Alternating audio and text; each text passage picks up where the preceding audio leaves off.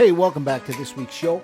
Just want to talk to you a little bit about what's been going on in the marketplace, and it sort of coincides with what's happening in the real estate market together with what's going on in the election. Okay? Anyway, I guess Justin Trudeau has decided that he's going to somehow implement some sort of legislation in eliminating blind bids on the real estate market. And I get this, and I get frustrating this can be for buyers in the marketplace. Trust me, I've bought a few properties in the market over the last year, about 3 of them as a matter of fact.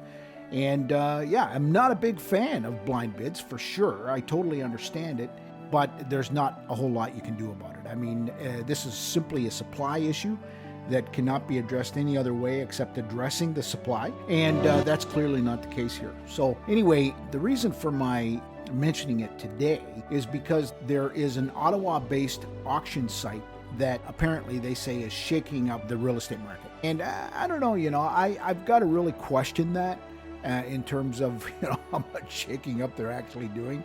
Apparently, this company is called Unreserved. It's in Ottawa, and apparently what they have is some sort of website that has an open bidding platform so you can buy real estate.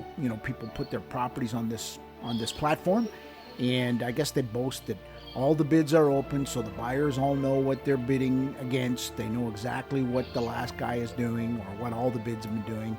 And again, this is interesting because from what they mention is the bids usually come in the last day or the last minute, and obviously everybody sees what's going on. So I get it from a buyer's perspective. I certainly understand why this would be beneficial to them. If they know what the other bid is, they can simply beat it by $1 or $5 or $100 or whatever they want. In a blind bidding system, that's not the case. Sometimes we see the top bid be substantially higher than the second highest bid. So, but again, I can see how that's beneficial to the buyer. Now, as a seller, I have one question for you. Why would you go on this platform? I don't understand it. You would strictly be putting yourself at a disadvantage. You'd be giving away all the cards. You'd be giving the advantage to the buyer. In my experience, you could be leaving a substantial amount of money on the table. So I'm not quite sure what the deal is with these open bids. I get it. I understand it, that it's good for the buyer, but the seller is the one that pays the commission. So why would the seller pay somebody to disadvantage them in the sale of their property? I don't get it. So some people are saying, hey, it's unfair to the buyer. But you know what? I'll tell you what's unfair to the buyer, or I'll tell you what's unfair to the seller. I've been in this business 35 years now. In 1990, the market crashed. And I'll tell you, you know who wasn't being good to sellers back then? Buyers. Buyers were nasty. They wanted people on their knees. They didn't care how much money they were losing in a transaction. There was no sympathy for the seller, none. And now, because the tables have turned and now it's a seller's market, all of a sudden buyers are demanding that they need protection from these greedy sellers. And, and then of course, they throw in the real estate agents as well. We didn't create this market. We're simply working in this market. Who created this market was government red tape that's involved in land development. Okay, we've been screaming for inventory for years and years.